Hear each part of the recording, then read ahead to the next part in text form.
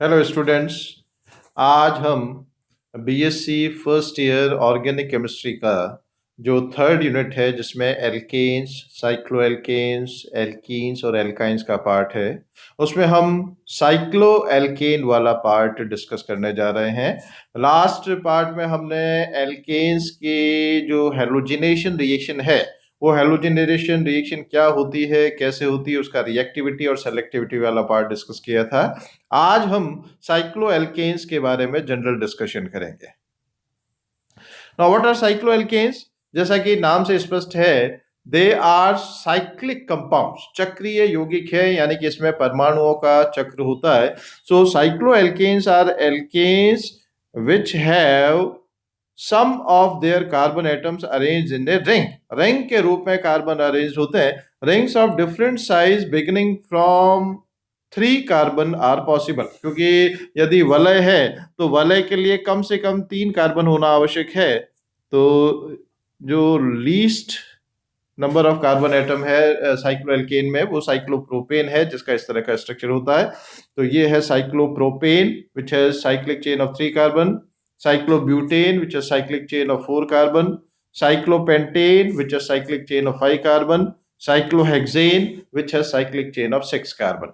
तो ये अलग अलग सिंपल साइक्लोएल्केन्स मॉलिक्यूल हैं जिसमें 3 या 3 से ज्यादा कार्बन परमाणुओं का चक्रीय वलय उपस्थित है। Now cycloalkanes are saturated, ये संतृप्त हैं, since all the carbon atoms that make up the ring are single bonded to other atoms, क्योंकि इसमें कोई भी बहुबंध मल्टीपल बॉन्ड प्रेजेंट नहीं है। तो ये जो सारे एल्केन्स हैं ये सेचुरेटेड कंपाउंड्स की कैटेगरी में आते हैं। Now, because of the ring, a cycloalkane has two fewer hydrogen than an acyclic or non-cyclic alkane with the same number of carbon. जैसे एल्केन्स का जनरल फॉर्मूला क्या होता है? CnH2n+2। तो इसमें साइक्लो एल्केन्स में जो same number of carbon atom वाला मेंबर है, उससे हाइड्रोजन की संख्या 2 कम हो जाती है। तो ये जनरल फॉर्मूला है एल्केन्स का और ये जनरल फॉर्मूला है साइक्लोएल्केन्स का। तो इसमें क्योंकि चक्र बन गया है तो 2 हाइड्रोजन जो है इसमें कम हो जाते हैं। तो general formula of cycloalkanes is CnH2n, where n is any whole number जो 3 से लेकर के कोई भी हायर नंबर हो सकता है, 3, 4, 5, 6 onwards. Now what about nomenclature of cycloalkanes? इसका नामकरण हम कैसे करते हैं? Cycloalkanes are commonly drawn as line structure whereby each vertex represent a carbon understood to be connected to an appropriate number of hydrogens to give carbon 4 bonds.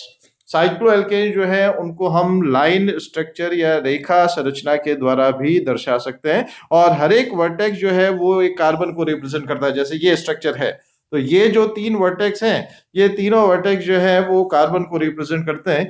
और इसमें जो carbon की बची हुई संयोजकता, जैसे एक संयोजकता यहाँ से, एक संयोजकता यहाँ से संतुष्ट हो रही है, तो इसका मतलब बचे हुए 2 हाइड्रोजन है। यहाँ पर एक संयोजकता यहाँ से, एक संयोजकता यहाँ से संतुष्ट हो रही है, तो बचे हुए 2 हाइड्रोजन है। तो बची हुई जो 2 संयोजकताएं हैं वो 2 अलग अलग हाइड्रोजन परमाणु से संतुष्ट हो रही हैं। Now, cycloalkanes are named by adding the prefix cyclo to the alkane's name that has the same number of carbon atoms as those in the ring. तो साइक्लोएल्केन्स में जब नॉमेनक्लेचर करते हैं तो जो कोरस्पॉन्डिंग एल्केन है उससे शब्द क्या जुड़ जाता है? साइक्लो जुड़ जाता है। यदि 3 कार्बन की चेन है तो साइक्लोप्रोपेन, 4 कार्बन की चेन है तो साइक्लोब्यूटेन, 5 कार्बन की चेन है तो साइक्लोपेंटेन, जैसा कि इसमें दर्शा रखा है। ये साइक्लोप्रोपेन है, ये साइक्लोब्यूटेन है, ये साइक्लोपेंटेन है और ये साइक्लोहेक्सेन है। तो साइक्लो प्रीफिक्स इसमें एल्केन के आगे जुड़ जाता है।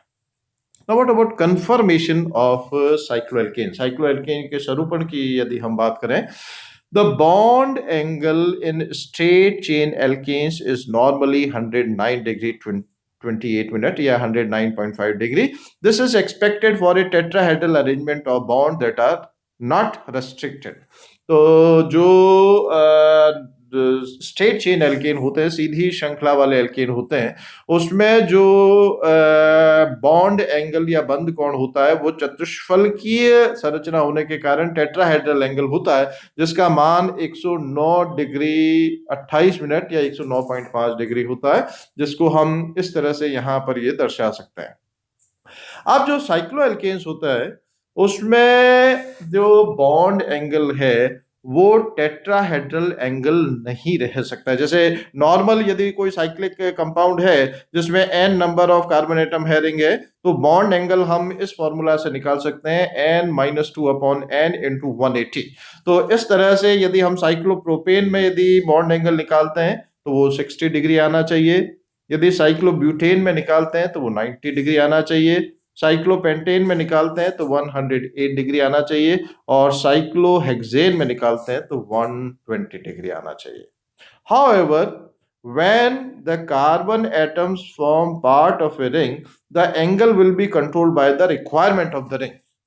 जब चक्रीय संरचना बन जाती है तो जो बॉन्ड एंगल है वो रिंग का रिक्वायरमेंट क्या है उसके आधार पर होता है, न कि ये जो थ्योरेटिकल है उस आधार पर। अब हम साइक्लोएल्केन की स्टेबिलिटी को किस तरह से समझा सकते हैं, तो साइक्लोएल्केन की स्टेबिलिटी को समझाने के लिए बेयर्स ने एक थ्योरी दी। Baeyer's postulated a theory of angle strain for cycloalkane in which the difference between the tetrahedral angle and an internal angle of the appropriate polygon is used as measure of the stability। यानी कि bear ने इनके विकृति सिद्धांत दिया, bear strain theory, और उसने ये बताया कि उस पर्टिकुलर साइक्लोएल्केन में जितना नॉर्मल टेट्राहेड्रल एंगल से डेविएशन जितना ज्यादा होगा उसमें स्ट्रेन उतना ही ज्यादा होगा। यानी कि जैसे साइक्लोप्रोपेन है उसमें डिस्कस किया कि उसमें जो इंटरनल एंगल है वो 60 डिग्री है, तो ये जो है 109 डिग्री 28 मिनट से काफी ज्यादा इसमें डेविएशन हो रहा है, तो इसमें काफी ज्यादा स्ट्रेन होता है। साइक्लोब्यूटेन में थोड़ा कम है तो उसमें कम स्ट्रेन होगा। साइक्लोपेंटेन में सबसे कम डेविएशन है टेट्राहेड्रल एंगल से 109 डिग्री 28 मिनट या 109.5 डिग्री से, तो इसमें रिलेटिवली स्ट्रेन जो है वो सबसे कम होना चाहिए बेयर स्ट्रेन थ्योरी के अनुसार। फिर साइक्लोहेक्सेन में 120 डिग्री, यानी कि फिर वापस डेविएशन जो है 109 से करीब यदि 10 से 11 डिग्री के बीच में हो गया, तो जितना ज्यादा डेविएशन टेट्राहेड्रल से एंगल से होगा उतना ही उसमें स्ट्रेन होगा, और जितना ज्यादा स्ट्रेन होगा यानी कि उसमें उतनी ही अनस्टेबिलिटी होगी, अस्थायित्व होगा। The deviation of bond angle from the tetrahedral angle causes the molecule to be strained and hence unstable compared with the molecule with the tetrahedral bond angles। तो ये जो डेविएशन बॉन्ड एंगल से हो रहा है tetrahedral angle से, this causes the molecule to be strain. इस वजह से जो डेविएशन आ रहा है उसमें से तनाव आ जाता है, मॉलिक्यूल में स्ट्रेन आ जाता है, और इस कारण से वो अस्थायी होता है, अनस्टेबल होता है as compare to the molecule which has normal tetrahedral angle. और deviation from the regular angle किस तरह से निकाल सकते हैं, deviation is equal to 1/2 into tetrahedral angle minus alpha। alpha is the bond angle of the cycloalkane। जो cycloalkane में जो बॉन्ड एंगल है उसके आधार पर जो अल्फा वैल्यू है वो अलग अलग होती है। तो ये साइक्लोप्रोपेन है, इसमें डेविएशन टेट्राहेड्रल एंगल से 49 डिग्री हो रहा है। ये साइक्लोब्यूटेन है, इसमें डेविएशन 19 डिग्री हो रहा है। ये साइक्लोपेंटेन है, इसमें डेविएशन अराउंड 1 डिग्री हो रहा है। ये साइक्लोहेक्सेन है, इसमें डेविएशन अराउंड 11 डिग्री हो रहा है। तो जितना ज्यादा डेविएशन होगा उतना ही उसमें स्ट्रेन होगा, उतना ही अनस्टेबल होगा। तो इस हिसाब से according to this Baeyer's strain theory, क्योंकि साइक्लोपेंटेन में डेविएशन रिलेटिवली सबसे कम है तो जो एंगुलर स्ट्रेन होगा वो सबसे कम होगा। Therefore the cyclopentane should be the most stable one among all the cycloalkenes. ये रिंग स्ट्रेन हाइड्रोकार्बन्स में है, उसके लिए एक टेबल दे रखा है। आइडियल एंगल जो है 109 डिग्री 28 मिनट है। सब्सटीट्यूटेड डाईहेड्रल एंगल जो है आइडियल जो है वो 60 डिग्री है। डेविएशन इस तरह से निकालते हैं और रिंग स्ट्रेन जो है किलो जूल में इस तरह से निकालते हैं। तो ये साइक्लोप्रोपेन, साइक्लोब्यूटेन, साइक्लोपेंटेन और साइक्लोहेक्सेन की कंपैरेटिव स्टडी है। उसमें हर एक में जो हाइब्रिडाइज स्टेट कार्बन की है वो sp3 है, क्योंकि हर एक कार्बन जो है सिंगल बॉन्डेड है, तो उसमें बॉन्ड एंगल जो है वो टेट्राहेड्रल एंगल होना चाहिए, क्योंकि इसमें हर एक में कार्बन जो है वो sp3 संकृत है। नॉर्मल केस में बॉन्ड एंगल टेट्राहेड्रल एंगल जो है वो 109 डिग्री 28 मिनट होना चाहिए। साइक्लोप्रोपेन में इतना है, ब्यूटेन पेंटेन में और साइक्लोहेक्सेन में इतना है। और सब्स्टिट्यूटेड डाइहेड्रल जो एंगल है वो इतना होना चाहिए। डेविएशन हर एक केस में इतना होना चाहिए और रिंग स्ट्रेन जो है वो हर एक केस में इतना होना चाहिए। अब इस डेटा से हम क्या फाइनल रिजल्ट हमें मिलता है? The value of valence deviation is minimum in cyclopentane. जो वैलेंस डेविएशन है साइक्लोपेंटेन में वो सबसे कम है, तो इस कारण से and not too large in cyclohexane, cyclohexane में भी बहुत ज्यादा नहीं है। तो cyclopropane and cyclobutane have greater valency deviation, hence ring strain. Cyclopropane और साइक्लोब्यूटेन में जो डेविएशन है ये 24.4 के आसपास और ये 9 डिग्री 44 मिनट के आसपास। तो इनमें क्योंकि ग्रेटर वैलेंसी डेविएशन है तो इसलिए इसमें तनाव होता है, रिंग स्ट्रेन होता है। तो ये एक्सपेरिमेंटल और थ्योरेटिकल वैल्यूज इसमें दे रखी हैं। Now, since the angle of a regular pentagon are very close to the tetrahedral angle, the cycloalkanes with the least angle strain is cyclopentane. यदि हम इनको सबको कंपेयर करें तो जो सबसे लीस्ट एंगल स्ट्रेन है वो किसमें है? साइक्लोपेंटेन में। Considering that the angles of a regular hexagon are somewhat larger than the tetrahedral angle, Beers concluded that there is a certain amount of strain in cyclohexane. तो cyclohexane जो है उसमें relatively angular strain ज्यादा है, तो इसलिए उसमें तनाव ज्यादा होना चाहिए साइक्लोपेंटेन की अपेक्षाकृत। परंतु वास्तव में ये ऐसा सही नहीं होता, इनकरेक्ट है ये। इसको हम बाद में और कुछ सिद्धांत से भी आगे डिस्कस करेंगे, क्योंकि बेयर ये एज्यूम करता है कि जो स्ट्रक्चर है वो प्लेनर स्ट्रक्चर है, जबकि वास्तव में वो प्लेनर स्ट्रक्चर ना होकर के पकड़ स्ट्रक्चर होता है, जिसके आधार पर हम उनकी स्टेबिलिटी को और समझा सकते हैं। Further he suggested that as one proceeds to cycloheptane, cyclooctane, etc., the deviation of the bond angles become progressively larger and the molecule would become progressively more strained. This has largely been found to be incorrect. इस आधार पर यदि हम और आगे जाते जाएं, cyclohexane से आगे साइक्लोहेप्टेन, साइक्लोऑक्टेन वगैरह में जाएं, तो उसमें जो बॉन्ड एंगल से डेविएशन है वो बढ़ता जाएगा, और बॉन्ड एंगल से डेविएशन बढ़ता जा रहा है तो इसलिए मॉलिक्यूलर स्ट्रेन भी बढ़ता जाना चाहिए। परंतु ये जो है ये कंसेप्ट सही नहीं है। साइक्लोहेप्टेन, साइक्लोऑक्टेन जो है वो इतने अनस्टेबल नहीं होते हैं जितना कि इस एंगुलर स्ट्रेन के द्वारा प्रेडिक्ट किया जाता है। अब Baeyer theory versus experimental facts क्या है? Heats of combustion can often furnish valuable information on the relative stabilities of the compound. जो heat of combustion है, दहन ऊष्मा है, the amount of heat absorbed और इवॉल्व, जब हम एक मोल को का दहन करते हैं, उसका कंबशन करते हैं, वो हीट ऑफ कंबशन कहलाती है। और उससे हम रिलेटिव स्टेबिलिटी जो है कंपाउंड्स की उसके बारे में आइडिया लगा सकते हैं। तो ये कुछ एक्सपेरिमेंटल फैक्ट्स हैं कि रिंग साइज यदि 3, 4, 5, 6, 7, 8, 9 या 10 हो तो हीट ऑफ कंबशन दहन ऊष्मा का मान जो है वो इसमें बताया गया है।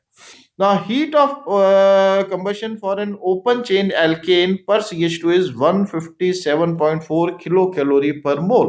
ये पर CH2 यूनिट है, तो पर CH2 यूनिट जो ओपन चेन एल्केन्स होते हैं उसका 157.4 किलो कैलोरी है, जो कि साइक्लोहेक्सेन के एक्सपेरिमेंटल वैल्यू से रिजेंबल करती है।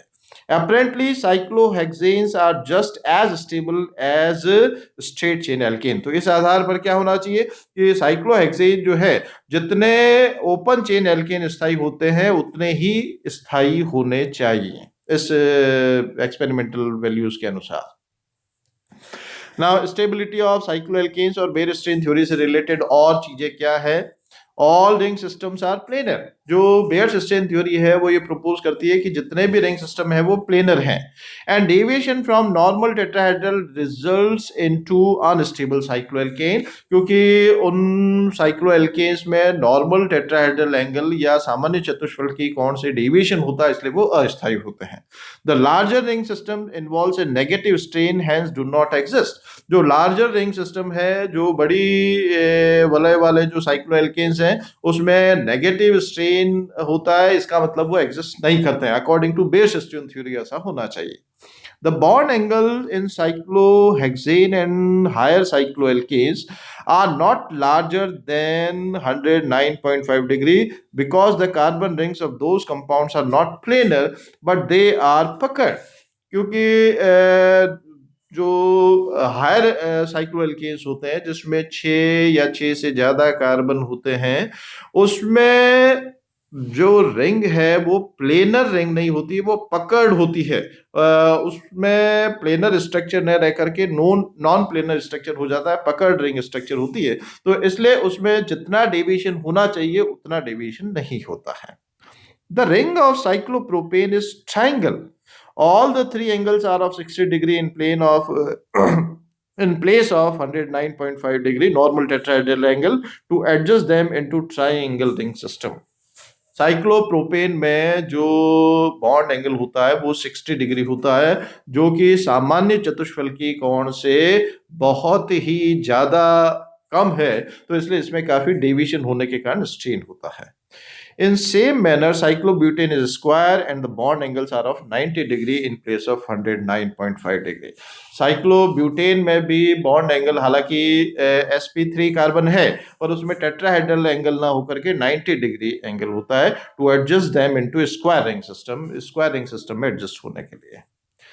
The deviation for cyclopropane and cyclobutane ring system, then normal tetrahedral angle will produce a strain in the ring।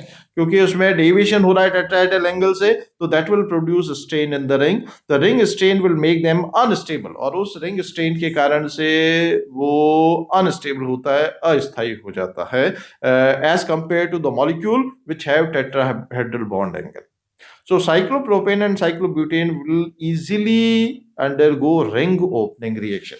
क्योंकि ये अस्थायी है, तो अस्थायी होने के कारण उसमें इजीली ओपन चेन कंपाउंड में कन्वर्ट हो जाते हैं, उनमें आसानी से रिंग ओपनिंग हो जाता है। क्यों? क्योंकि they are highly strained molecule.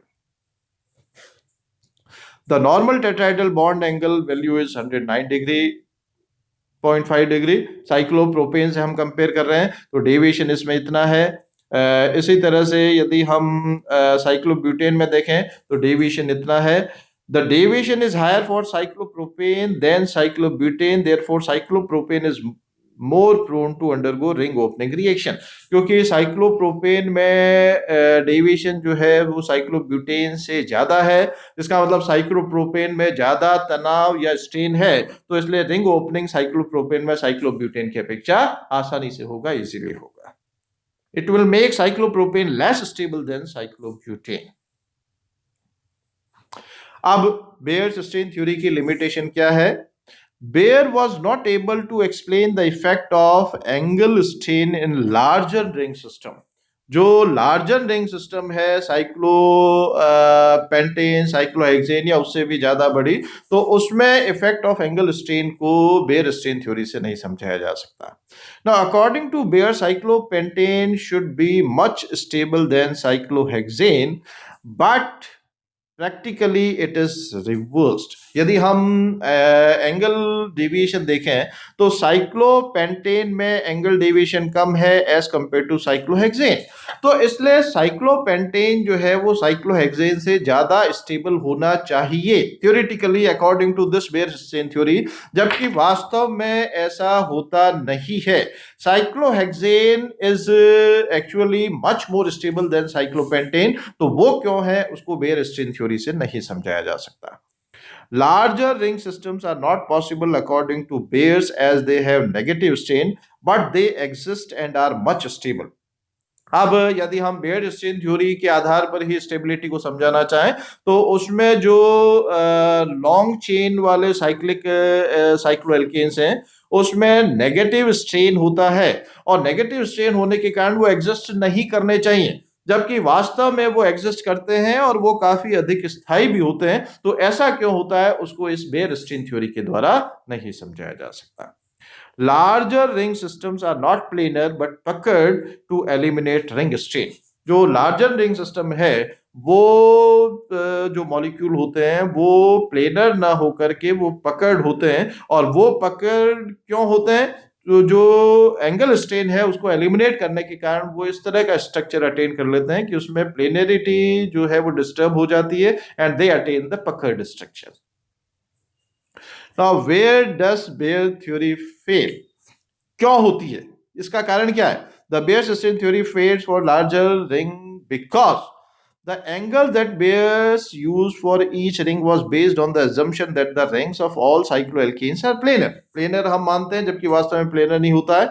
In all cycloalkanes except cyclopropane they are not planar. Cyclopropane को छोड़ दें तो उसके अलावा जितने भी साइक्लोएल्केन्स होते हैं वो प्लेनर या समतल या फ्लैट नहीं होते हैं।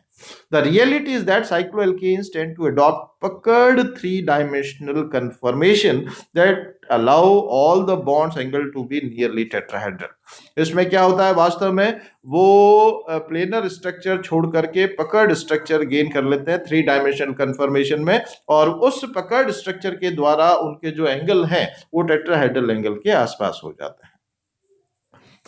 नाउ कन्फर्मेशंस ऑफ साइक्लोएल्केन की हम फिर बात करें। The stability of cycloalkanes are influenced by combination of three factors. as far as stability of different conformers is concerned, तो वो जो है that is influenced by combination of three factors। केवल उसमें एंगल स्ट्रेन ही नहीं है, उसमें तीन फैक्टर्स हैं। क्या क्या है? बेयर्स स्ट्रेन और एंगल स्ट्रेन।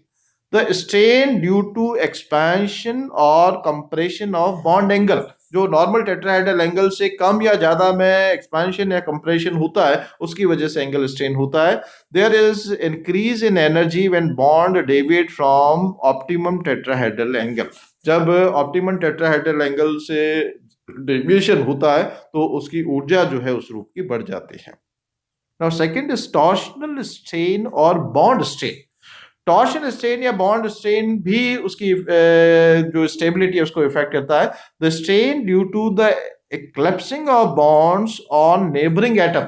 जैसा कि हम कन्फॉर्मेशन में ऑलरेडी पढ़ चुके हैं, इक्लिप्स एंड स्टेगर्ड कन्फॉर्मेशन। तो इसमें जो स्ट्रेन जो है due to eclipsing of bond, eclipsed conformation में क्या होता है, जो एडजेसेंट एटम्स होते हैं उससे जो दूसरे एटम्स जुड़े हुए होते हैं, एटम्स या ग्रुप ऑफ एटम, वो नियरेस्ट पॉसिबल डिस्टेंस में होते हैं, जिसके कारण से उसमें इंटरेक्शन या रिपल्शन सबसे ज्यादा होता है, वो इक्लिप्स फॉर्म कहलाती है। तो eclipsing of bonds on neighbouring atoms वो जो है it causes strain। There is increase in energy when there are eclipsing interaction। जब eclipsing interaction होगा तो उसमें जो एटम्स या ग्रुप ऑफ एटम्स होंगे उसके बीच में डिस्टेंस रिलेटिवली कम होगा, उसमें इंटरेक्शन ज्यादा होगा, तो इसलिए उसकी एनर्जी जो है वो रिलेटिवली ज्यादा होती है, जिससे कि वो अनस्टेबल होते हैं। Third is steric strain. The strain due to the repulsive interaction when atoms approaches each other too closely।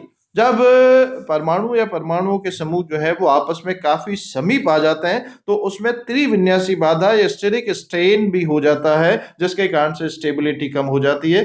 There is increase in energy when atoms are forced to close to one another. जब atoms या group of atom एक दूसरे के काफी समीप आ जाते हैं तो भी उनकी ऊर्जा जो है वो बढ़ जाती है, और जिसके कारण उनमें स्टेबिलिटी जो है वो कम हो जाती है।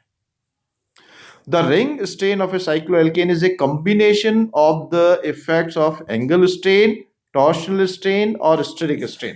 तो स्टेबिलिटी किसी भी पर्टिकुलर कन्फर्मेशन जो है उसकी वो इन तीनों फैक्टर्स को मिला करके और वो स्टेबिलिटी असाइन करते हैं कि वो पर्टिकुलर कन्फर्मर जो है वो कम स्टेबल होगा या ज्यादा स्टेबल होगा। The various arrangements in space that are available to a molecule by rotation about single bond is its conformation. जो सिंगल बॉन्ड के अराउंड रोटेट करने से जो डिफरेंट फॉर्म्स आती हैं वो कन्फर्मर्स कहलाते हैं, and this type of analysis is known as conformational analysis. The investigation of various conformation of a molecule and their relative stability is known as conformational analysis. जो different conformations जो molecule की होती हैं और उनकी जो relative stability का अध्ययन जिसके अंतर्गत किया जाता है वो जो है conformational analysis या स्वरूपणी analysis कहलाता है। We will look at the conformation analysis of cyclopropane, cyclobutane, cyclopentane, and cyclohexane to identify the lowest energy conformation. In cyclopropane, cyclobutane, cyclopentane और cyclohexane का lowest energy conformation क्या है उसको हम यहाँ पर डिस्कस करेंगे। Now, first of all, we come to cyclopropane.